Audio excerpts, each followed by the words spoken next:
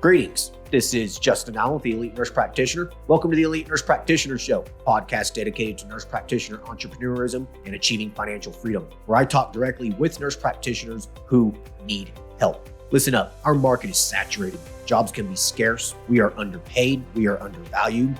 We are taken advantage of by the sharks within the healthcare system. And frankly, screw that. Sick of it. And it's time for a change. And listen, I'm here to help make that happen. We are powerful. We can forge a path where we are in control of our career and ultimately our financial and personal well-being. You do not need to submit to healthcare administrators and your doctor overlords. You do not have to take the measly salary. You do not have to work 50 to 60 hours a week. There is a different way, and I'm here to show you that path. This podcast is raw and unfiltered. I have not talked with the nurse practitioners in this podcast prior to the call outside of an email exchange to schedule the episode. What you're about to listen to is a consultation session between a nurse practitioner and myself. It is real, it is unscripted, it is unplanned, and I have no idea what we're going to talk about. Anything and everything can happen during our conversation. The nurse practitioners in these episodes are struggling with an issue in their professional or financial life, and they have reached out to me for help. My goal is to help the nurse practitioner with actionable advice that will enhance and improve their professional, business, and financial life. My other goal is to hopefully help my nurse practitioner sisters and brothers build a more productive, powerful, and free life. So I hope the content and information within these podcast episodes does just that. All right, onto the episode. Hello, everyone. Today we'll be talking to Natalia, who is a family nurse practitioner. Currently, she is self-employed in her own primary care clinic and med spa. She started this business in 2023 and really started growing it in 2024. She's doing okay in terms of business goes. She's needing assistance with growing her practice, expanding her cash services, and with marketing. Hey, Natalia, how are you? I'm good. How are you, Justin? I'm doing good. All right, so tell us a little bit about yourself. How long have you been a nurse practitioner for, and what sorts of things you've been up to? I've been a nurse practitioner for a little over 2 years. Prior to that, I was an ICU nurse. So took the leap about a year ago and got my own brick and mortar. So trying to figure it out as I go. So you started this practice in 2023. How's it going? What have you been doing for the last, 2 years since you started it? So 2023, I started just doing kind of telehealth because I was working at my first NP job and it was kind of travel. So it was just easier to take calls via ZocDoc. That's how I was getting my patients back then. And then I just happened to be on Facebook one day and I saw to apply for veterans disabilities and I did that. So that actually became the bulk of my practice. So I forgot about trying to get my own patients and trying to go to cash part. So now here I am a year and a half into that. And I mean, it keeps me afloat, but kind of want to figure out how do I get my own patient panel in here. It's hard to get panel in Florida. All the insurance companies have been turning me down. I got Medicare. I got Medicaid is coming through now. I'm still waiting for it to approve the practice part, but they gave me a Medicaid number for me as a provider. So I'm trying to see maybe does a hybrid work for me or should I just scrap insurance altogether and just do cash pay? So the third party insurance like Blue Cross and stuff like that, they just didn't want to credential you. No, they're saying they're closed to for Florida.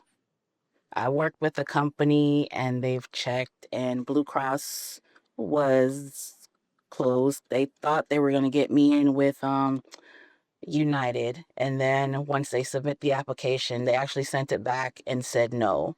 Aetna said yes, they were accepting. We sent the application and they told us it was a mistake. They're not paneling in Florida. So it's just Okay. Yeah, there's a primary care shortage, but they're not willing to credential providers. It's such horse shit. yeah. Um, okay, so you are essentially just going to be stuck with Medicaid and Medicare, right? Yeah. Yeah. And so right now you're doing veteran disability exams to kind of just bring in some money to the practice. Basically, yes. So that is the Yeah. majority of my day. So they're all that I see, and it's coming up to the summer months. And from based on last year, June and July, they're vacationing. So it was one or two here each week. Um, And then in August, it picks back up. December, it drops again. So trying to see what can I bring in to kind of even it out. I do live in a very competitive state. And I mean, I can probably go out and show you like 5 other med spas, like across the street from me. Yeah. So, Yeah. Florida is a very, very tough market. mhm. I mean, literally, the last episode I was talking to an NP in Florida, and she's pretty much having the exact same problem. Um, so yeah, it's pretty difficult. Uh, is there an opportunity for you to be able to see these veterans as primary care? Can you get credentialed with TRICARE or whatever? Um, the company that I'm working with told me not to even bother with TRICARE, but I was wondering if I should just fill it out on my own because there's a lot of veterans that I do see, and they're like, "Well, can we switch to you to be my primary care?" And I'm like, "Well, no, not really." Yeah, I mean, So, I feel like you might be throwing away some business right there, to be honest with you, you yeah, know? Um, why did they tell you that you shouldn't even bother? Did they give you a reason? yeah. She said they're never open, so I shouldn't even bother. So I just kind of left it alone, but I keep like pulling it up and like, should I just try to submit the application to see what they say? Who's telling you this? Are you using a medical biller? Yeah, it's a credentialing company. Yeah. Are you happy with them? They sound like they keep just giving you excuses. I don't know. I gave them a Uh, list of companies to try, and so they said they checked, and then they would send me back the letter saying that they're not accepting, and then TRICARE, she was like, we shouldn't even try. So I just said, okay, all right. Well, my first piece of advice for you would be is probably just find someone else. Like, okay, yeah, why don't you just find someone else and see if you can get different results with some different people? Because, okay, um, yeah, I mean, it's not going to hurt to try. You know what I mean? I mean, if you can get credentialed with TRICARE and you're seeing these veterans anyways, and a lot of them ask you, can I see you for primary care anyways? I feel like you're just throwing away business if that's what I feel. Yeah. yeah, yeah, like you're throwing away business. Um, One thing you could do is you could try to set up more of like a direct primary care kind of model and charge something fairly affordable and see if some of these people bite. I mean, you don't have to charge a whole lot, 75. Right now, we're reconfiguring my website to make the DPC pop to see if that will help me much. Yeah. So, I mean, a lot of veterans, their disability, they make pretty decent money. They're getting veteran mhm, disability plus social security disability, I mean, so they're making decent money. yeah.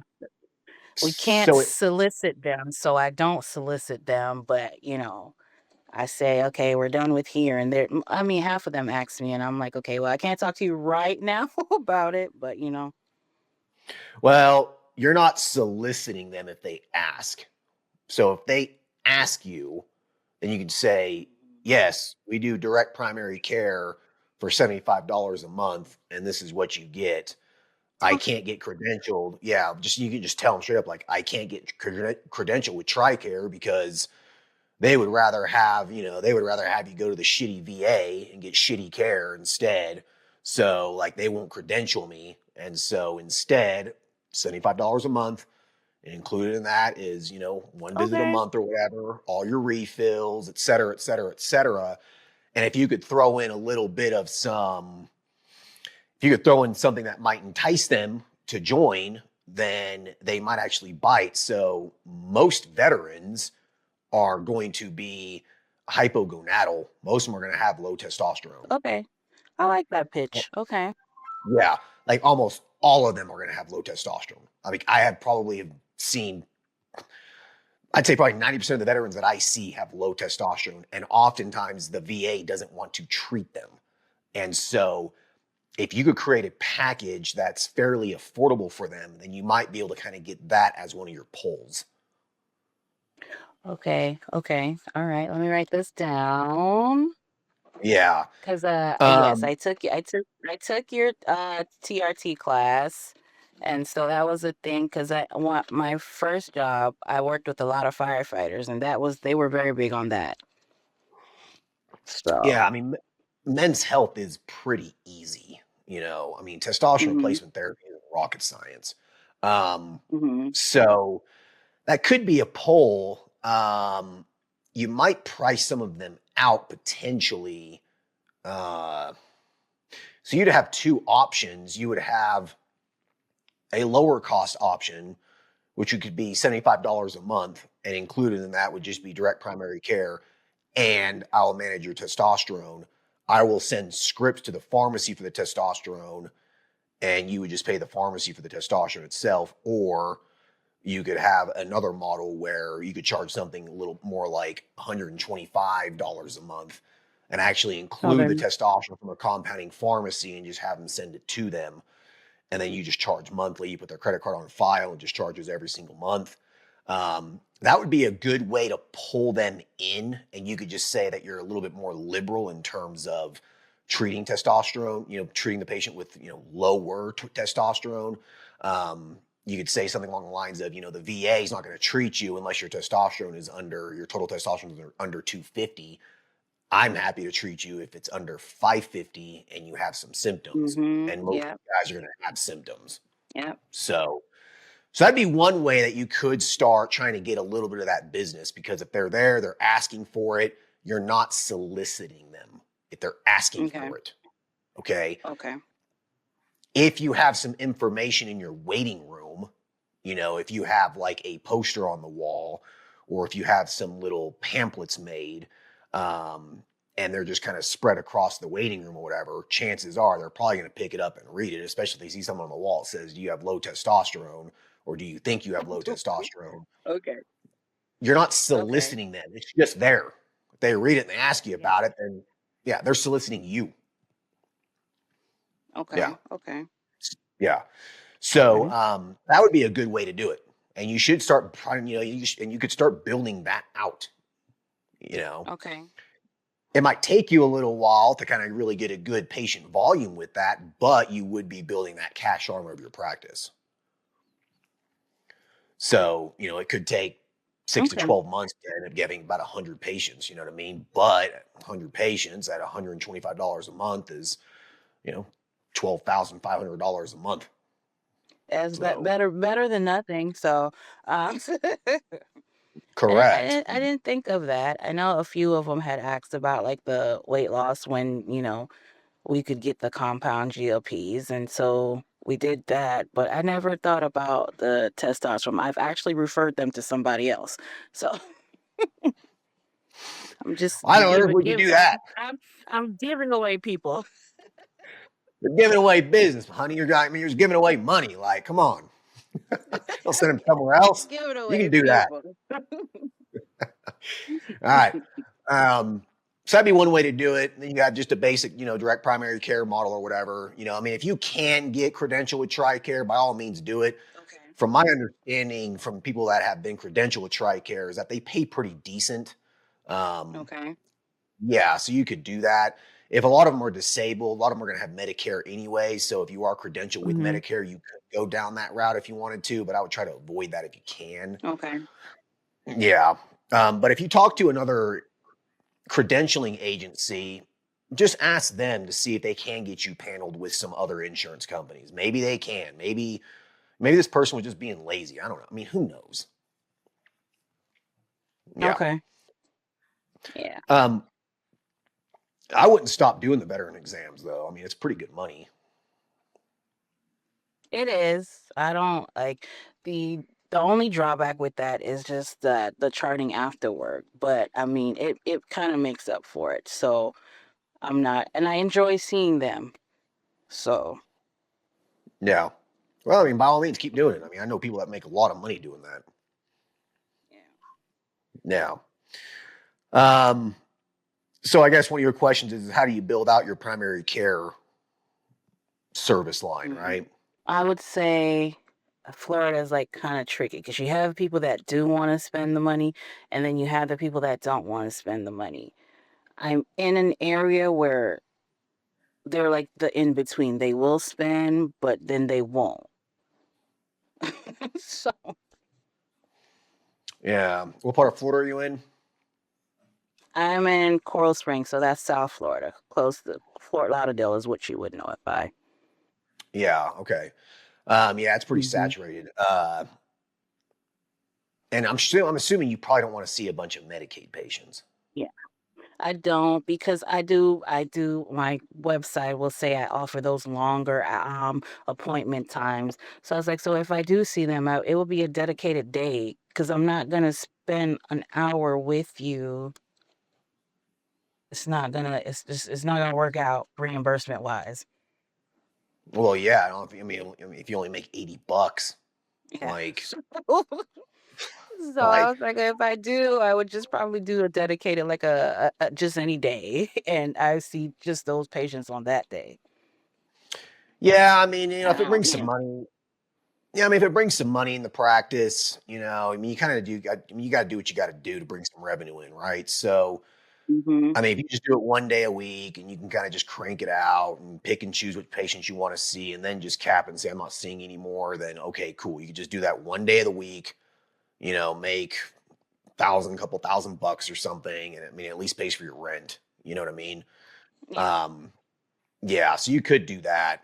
Uh, yeah. So, I mean, I think that if you can't get credentialed with all the third party insurance companies, I think that building out your primary care base is going to be pretty difficult if you want to use Hmm. insurance. So, I mean, the only cash option you have is going to be more of that DPC model. So, um, you know, you could be a little bit more niched with it. Maybe just say you just do veteran DPC. I mean, if you like Okay. those patients and you're seeing them anyways, maybe you could just that could be a little bit more of your niche. That way you differentiate yourself in a very tough market. That's kind of what I would do. Yeah, kind of just trying to stand out. Yeah. Yeah. And do these veterans reach out to you for the disability or are they being sent to you by the VA? They're being sent to me by the VA has a contract with that company and they send it through that company. But I heard there's a way to actually credential with the VA within itself. I just haven't been trying to go down that rabbit hole, but I'm not finding how to apply to them directly yet to So get is this company that's this company that's sending you the patients, they they they get the money from the VA and then they pay you. yes. How much are they paying you? So a basic like one if they call them DBQs, 1 to 5 DBQs is like 120 per DBQ. If I'm have to give them my medical opinion, it's I think an additional $200 per one. No, not per 1 to 3. So do you have any clue what this company is making off of you? I don't, but I've tried to get in touch with other companies and they're like agencies. And I realized that the company that I'm with pays more than these agencies. Someone tried to offer me $40. I was like, no. These exams take me maybe 30 minutes, yes, but I have to dig through their chart, which takes me an additional maybe 4 hours to find the information that you want. So, no. Yeah. Yeah, if you get this stuff's got to be publicly published. I mean, the VA is a public entity, so they have to publish this Mhm. stuff like it's public, Yeah. right? So those reimbursement rates have to be somewhere on the VA website or somewhere. I mean, Okay. I'm not a VA, yeah, I'm not an expert at this, but I'm just saying those rates have to be published somewhere. So you could know Okay. what, yeah, so you know what they're getting, like what they're going to be getting paid. So like, could you skip this middleman and go straight to the VA and have them pay you? Um, Yeah. yeah, I don't know that process, so you might have to do a little bit of research and see what that entails. I'm Yeah. sure there's someone out there that can do that. Um, right here in front of my There's computer. a way to do it. I mean, actually, one of the veterans is the one that told me that. He's like, I know you're credentialed with these people, but he's like, you can do it through the VA. I was like, oh, okay. He was like, but you are going to go down a bit of a rabbit hole to try to figure it out. I was like, okay. Yeah, there's got to be a way to do this. I'm just kind of looking it up real quick. Mhm. Yeah, I mean, if you just Google veteran disability exam credentialing, I mean, there's quite a few. It There's probably will come up. Yeah. And then someone told me there's a way to do it for Social Security within itself, but of course, when I called, nobody knew what I was talking about. I finally got through, but they weren't doing it for Florida. There was no openings. I was like, "Oh, great, wonderful." yeah, yeah. Yeah, it looks like there's some consultants out there that looks like they can do this for you. So you just looks like you just need to do a little bit of some digging and find maybe just hire one of Mhm. these people to get you, to get you credentialed. That way you can skip the middleman. Yeah, yeah. Yeah, that's what I would do. Um, so yeah, so I think that I wonder if there's a way that and veterans are looking for this. I don't know if they just go through the VA and then the VA sends them to you, or if they can reach out. From what I understand is they go online and they put in their claim, and then the company contacts them and um, give them the closest office in the area. So within the last couple months, there's more offices popping up around me. So they have more options than maybe 6 months ago. So, Okay. So it looks like that might be something that's becoming a little saturated. More people are doing it, more providers are doing it. So I think that for you to because no, get ahead of the game here is that you should really try to make it a priority to get these people in your office as primary care patients. yeah. So, because when I started, the company told me I was the only one in the area. And then, so now they have other options because I was getting people driving like 2 hours away to see me. Gotcha. Okay. How much So, money do you make a year doing this? all right. So, first year doing it, according to my accountant, I cleared 150. And what about this? And Or what about the second year? that included some cash pay, um, and some insurance. So, but the majority of it came from there. Yeah. So it's a pretty So, good revenue stream. Yeah, you don't want to throw that away. Yeah.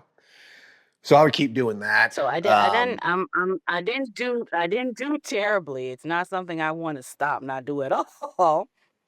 I Yeah. just like those slower months, like to just fill it in. Right, right, right. Okay. Um, so then, yeah, so I'd say keep doing that and see if you can figure out a way to get them to become a cash pay patient if you can't get credentialed with insurance companies. Okay. Um, so in terms of growing your practice and developing some more cash based services, so what are you providing right now from a cash based perspective? Yeah, like I've taken the Botox class. I haven't like even advertised for Botox because I just got my autonomous licensure. So I don't need a medical director anymore. But now if I do Botox, I have to find one to do that. Um, I'm bringing on the hormone replacement. I do IV therapy already, some chemical peels, and the medical weight loss is basically what I've been advertising.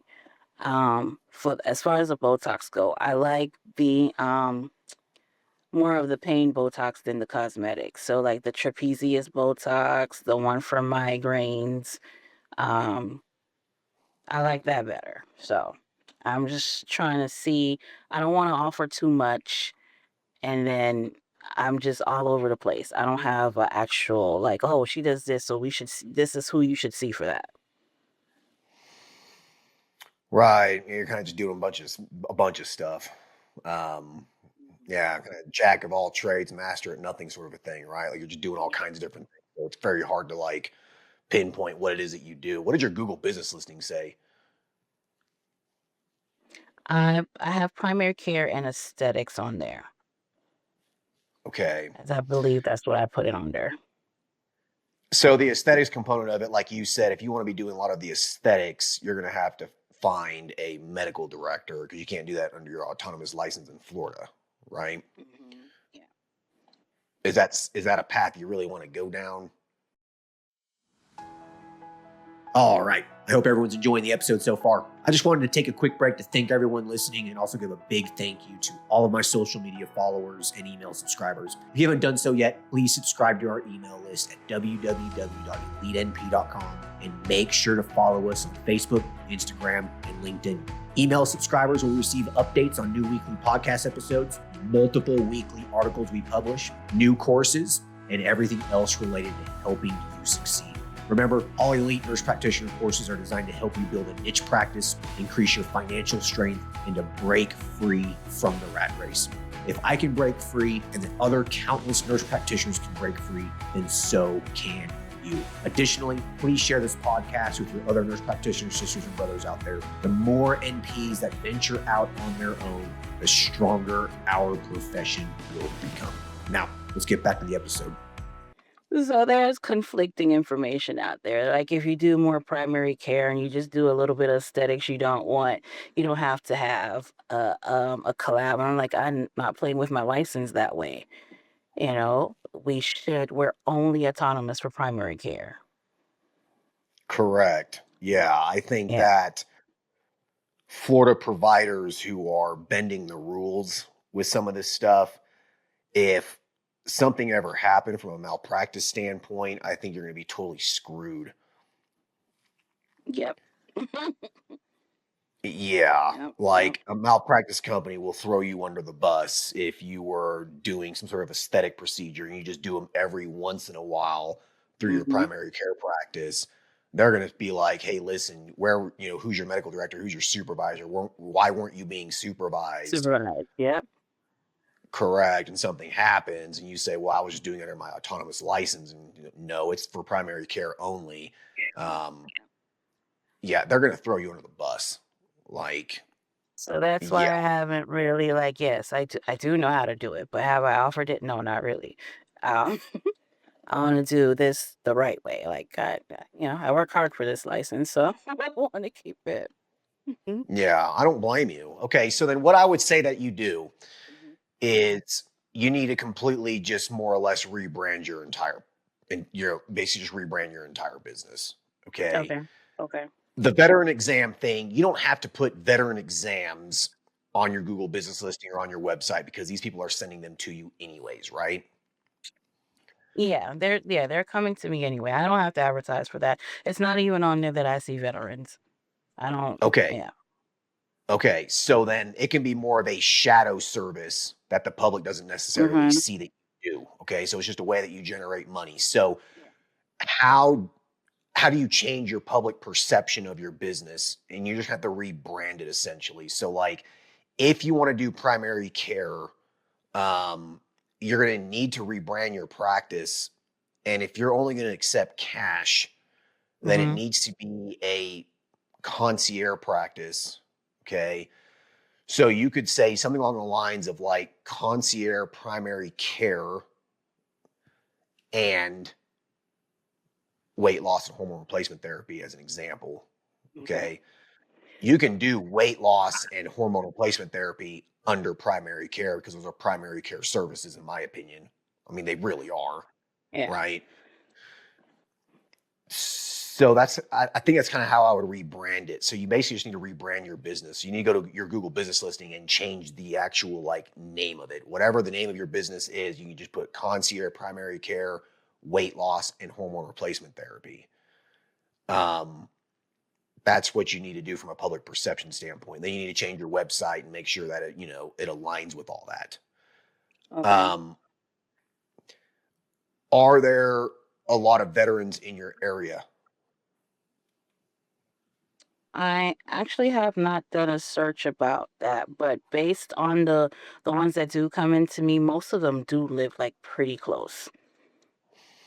And quite a So, few of them come from the next city over, which is Delray or Boca, and those are 30-40 minutes away.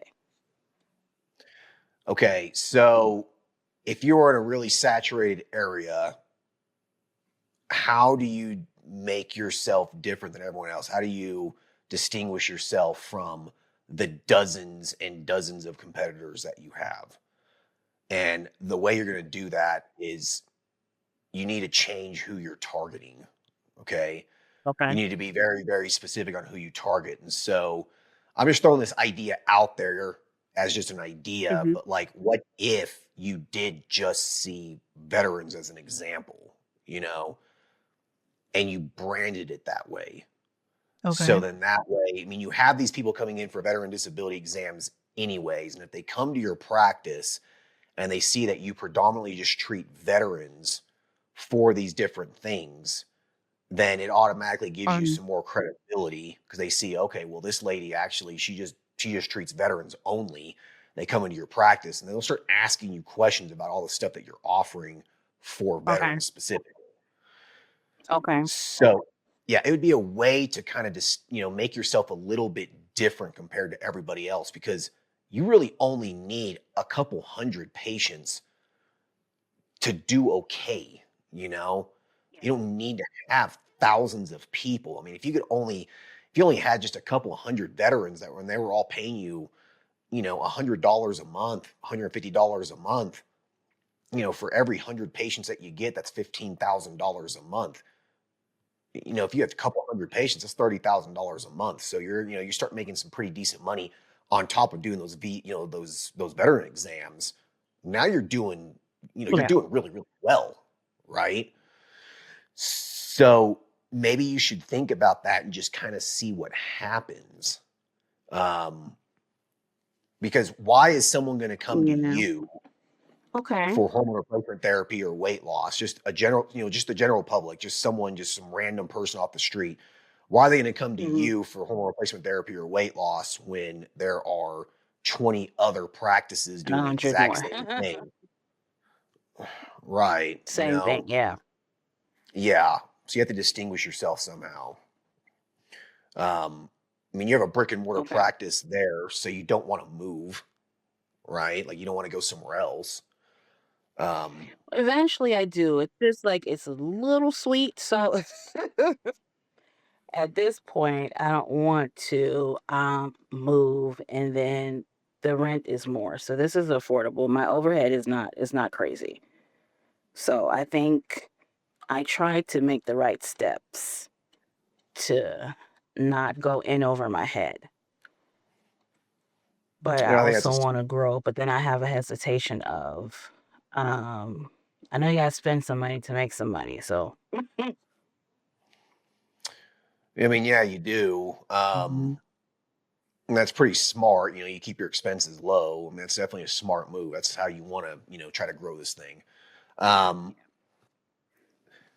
I know you were talking about like Del Rey and some of these other places. Do you know if there's competition in some of these other areas that are, 45 minutes away from you, an hour away from you?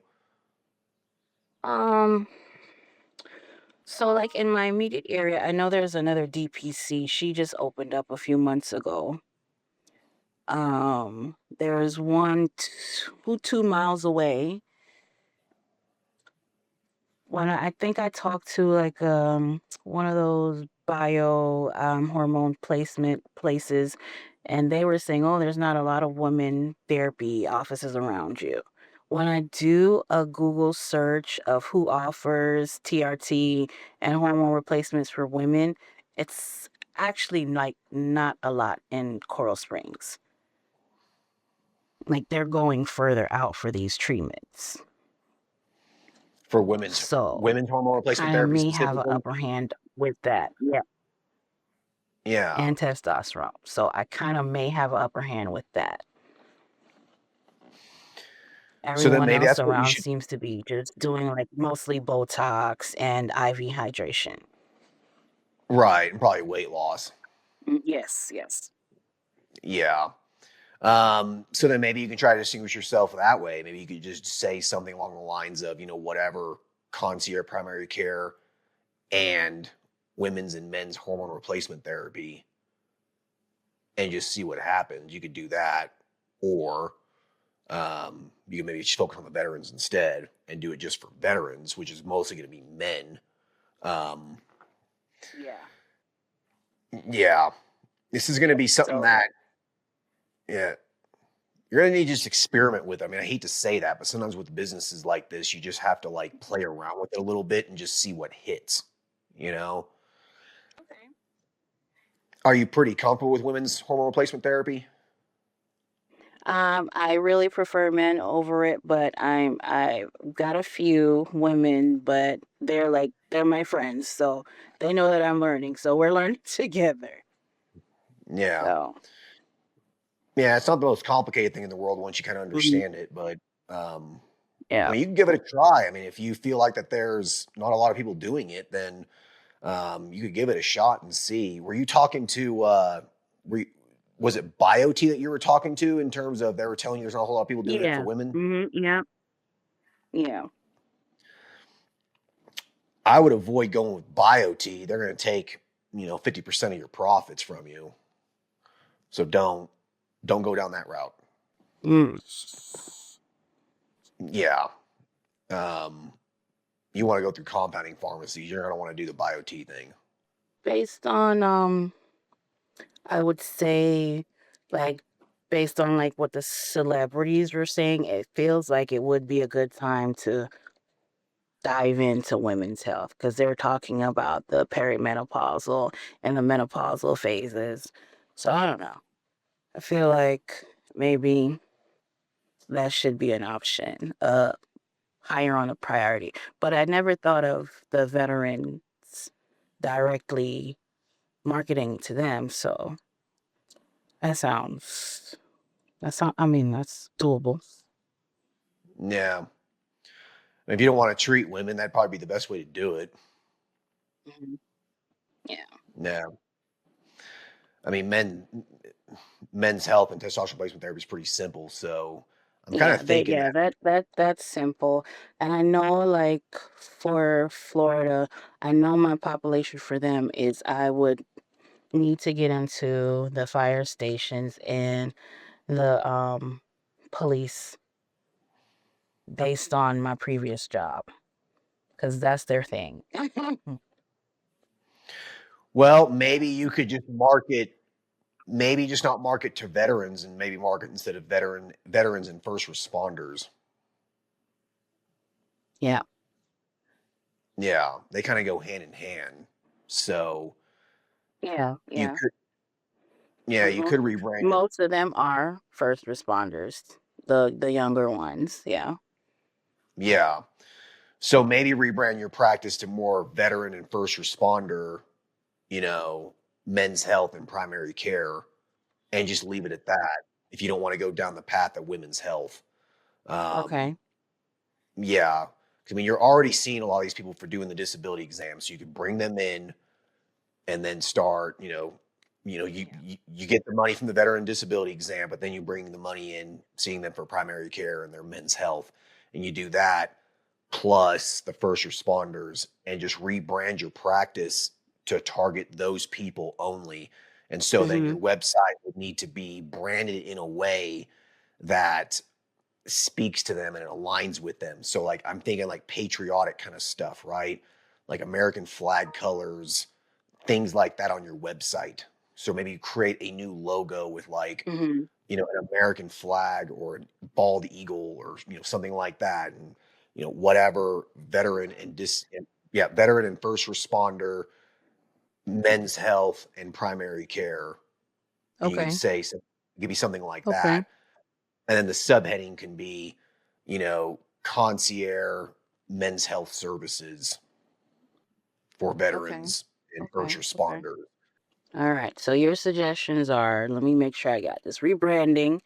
Um, try, it's gonna be some trial and error. So try the veterans and first responders. And then I'm gonna look into TRICARE. Yeah, I would. Why not? I mean, if you can get credential with them, then by all means get credential with them. Like Yeah. that'd be easy, and you'd probably get a lot of patients. Um, do the do the disabled veterans, do they have TRICARE or are they using mostly their Medicare? Do you know? Um, I'm trying to think. So most of them that the younger ones have private insurance. The older veterans have Medicaid and a secondary. A few handful I've heard have TRICARE. Right. I think, isn't TRICARE, I mean, I sound like an idiot right now because I don't know this stuff, but like, isn't TRICARE, isn't it for enlisted people?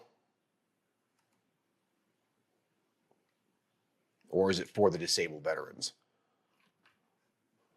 We're sitting here I trying said to that figure one more this time. stuff.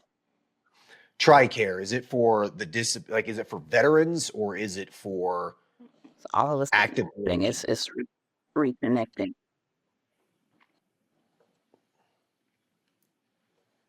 That's a question I'm not really sure how to answer, but based on the ones that do come in here and see me, like the older ones tell me that they have their secondary or they have Medicare Advantage. The younger ones tell me if they use their private insurance, then they can't go to the VA. So it's like they have to choose which one they want to do. Gotcha. Okay.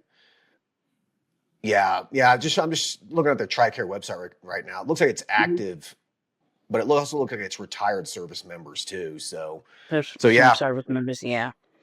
yeah. So yeah, most of them tell me they have to choose which one. If they use their private insurance, then they don't really want to see them in the clinic. I think that if Mhm. you're going down the path of using TRICARE and Medicare and Medicaid, and then doing a bunch of cash stuff, I think it's just going to really just complicate everything. Um, Okay. Okay. yeah, honestly, I think it's just going to complicate all kinds of different things for you here because you're going to have to then be billing, and then you're going to have all Mhm. these cash people, and then some of these cash people are they're going to want to use their insurance, and it's just going to be a mess. So I think maybe since you're not really credentialed at this point, anyways, and you're not really seeing a lot of insurance patients, anyways, so then Okay. why not just stick to cash Mhm. and just focus on the veterans and the first responders, the VA, the disability exam people that are coming in to see you. You can probably go ahead and get 25 to 50% of those people to join. And then on your Google business listing and your website, it says veteran and first responders, men's health, and primary care, and see what happens. Give it a couple months because the good news is that you have this income source coming in from the VA disability exams. And Mhm. so you have some wiggle room to experiment with here, right? Like you have a little bit of some wiggle room here. You don't have to you're not like going to be super stressing out about trying some different things and just changing your Google business listing and, making a new website. That's really not Okay. that difficult of a thing to do. Yeah. So I think that's what I would do if I was you since you're in Okay. such a saturated area. Okay. And I think maybe behind me or somewhere in here, I think I'll do a poster that says or have like a tier for veterans DPC and then have my other different tiers for just regular members Yeah. so they For like can men's see health. that pops out to them when they're in here. Exactly. You're not soliciting them. It's just on the wall. You have a, Yeah. concierge, direct primary care, and then you have these men's health services and just leave it at that. Yeah. Okay. Yeah. All I mean, you can right. do pretty well just doing men's health. Like, you don't have to offer a bunch of different things. I mean, if you're already doing a little bit of weight loss, fine. You can do weight loss for men. You can offer IV infusion or injectables or whatever to men. But if you just pretty much stick to veterans and first responders, 90% of your Mhm. patients are going to be men. There'll be a few women here and there, you know what I mean? Yeah, And yeah. yeah, and I bet you some people will start calling you just based off of your Google business listing alone when it says that. Okay. Yeah. So, and you probably won't have to spend Okay. a whole lot of money marketing this at all if you just change your Google business listing and then just started kind of slowly just trickling in some veterans here and there. Word of mouth will start. You get a couple firefighters or a couple police officers or whatever. The word of mouth will kind of just slowly start. It just might be a little bit slow for a little while, but the VA exams are, bringing in some revenue in the meantime for you. Yeah. Yeah, so this after doing it for a little while, I feel a little bit more comfortable in trying to like, okay, now what's the next step just to move on? I don't want to say, okay, well, this is my whole practice and I'm going to just stay doing veterans exams and then all of a sudden that becomes saturated. So what do I do? Right, exactly. I mean, keep doing it, and if it becomes saturated, then okay, whatever. But then you have this Mhm. panel of a couple hundred patients, and that should sustain you. You know what I mean? Yeah, yeah, yeah. Yeah. Okay, all right. So I got some clarity. I have some things to run through. And then yeah, so first things first is change the Google listing. We're already editing the website anyway, so that'll be easy just to throw a ad in there. Yeah. And like I said, rebrand it though to make it look a little more patriotic. Okay. Okay. Okay. Yeah. Will do, Red, will white, and do. blue, stuff like that. Yeah. Go to Canva, create a Canva account and Mhm. create your own logo and make it look kind of patriotic, whatever the name of your business is, first responder, veterans, men's health and concierge primary care, an American flag behind it, something kind of like that. So it just really stands out. Oh, okay. Yeah. And you might get some random men that just call you and they say, well, I'm not a veteran or a first responder, but can I come see you? Well, sure. Why not? Why not Yeah, you can yet? come. Come on. So, all right. Do you have any other questions? No, I think I know kind of what to do now. Or Yeah. kind of I have a blueprint, yeah. Yeah. You got a little bit of a different plan here to just kind of pivot. So, Um, okay, well, I like to end the episode with you asking me a question. You have a question for me, personal curiosity, anything like that? No, I was just, well, actually, yes. So, but we talked about something. So I think that I would just be adding more to my plate. So I do have licensures for California. I know it's a restricted state. I have a licensures for Washington and Texas. So I was like, maybe should I go into telehealth? But I mean, after talking to you, those could be options, but I still think I can still do more in my office per se, like go in the community than having to go to other states right now. Yeah, from my experience, going into a bunch of different states, telemed is can be difficult. You have to spend a lot of money marketing those other states. There's a lot of people doing it, so that's just been my experience with it. So I would just say just stick local. Yeah, so I don't want to complicate it any further. So that was my Yeah. thoughts. I was like, well, if it's, I mean, I know we're saturated, so should I just do that? But you've given me some ideas where I think it will work. Okay. All right. Well, listen, I appreciate you hopping on here, and hell, let me know how it goes. I'd be curious to see if it actually works out. Thank you for helping me. All All right. You take care. Bye. right, bye bye. All right, I hope everyone enjoyed the episode with Natalia. She is doing okay doing the VA disability exams. There's quite a few NPs doing VA disability exams right now to bring in some extra income in their business, which is fine.